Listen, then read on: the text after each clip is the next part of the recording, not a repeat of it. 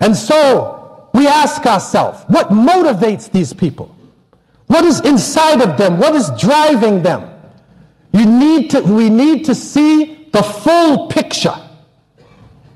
We need to know the full picture. What takes this young American man who is ignorant of Islam and drives him to defile and desecrate another person's religion? And he thinks he's doing something right. What is the spirit in back of him? It is an evil spirit that has shown itself and many times in history. And we need to teach our young people what is going on, because the Kaafirron wal-'iyadhu billah have developed the ability to tell lies in an organized fashion.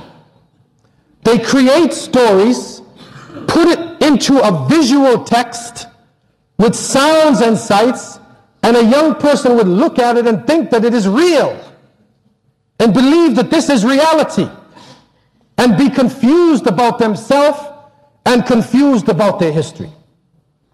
Recently, and it all ties in, a controversy started in the West, and it hit many of the Muslim countries, rising out of a number of articles and film productions concerning the Crusades. And it is important for us to understand this concept of Crusades and to understand the response that came by the Muslims, that Allah subhanahu wa ta'ala raised up Muslims who responded to this, and we today need to learn from their example. Because the same thing is happening again. And we need to never forget our response and not what is told to us in the media or in the movies or in false publications. It is hard for Muslims to understand. It is hard for us to go back 1,000 years.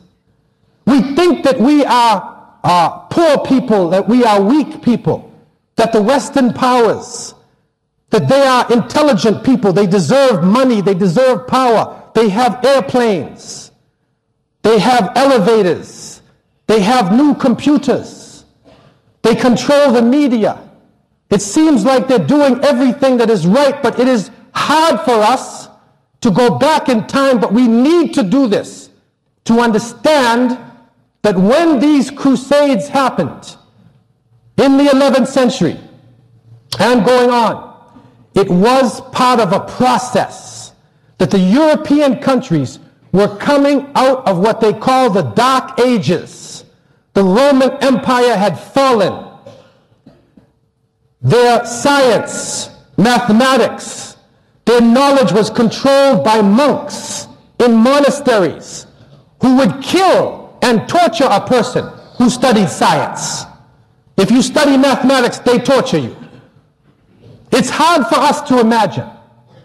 But when contact was being made, when they realized through their traders, their tujjar, their merchants, what the Middle East had, and what India and China had, and what deep into Africa in Timbuktu, what these areas had, it drove them to a type of insanity.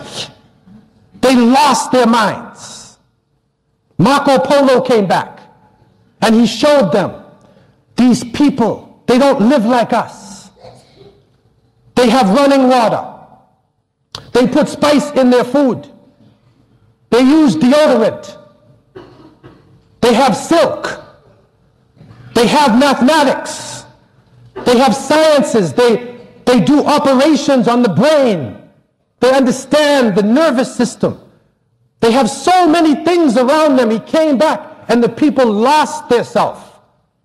They lost their minds. And they started to respond. And it is reported that in 1095, the Pope, Urban II, one of the infamous popes, and that's the reason why people are not sad when a pope is gone. This pope called a crusade. Now the word crusade in the English language and in many languages, it means a concentrated effort to achieve a goal. So you continue and struggle and struggle and struggle until you get your goal. But this was different, because for them it was civilization. It was a new world for them, and they lost their minds. And Pope Urban II called for a crusade, and he did it with false premises. He said the people in the Middle East have the true cross of Christ. They have the Holy Sepulchre. They are killing Christians. They are torturing Christians.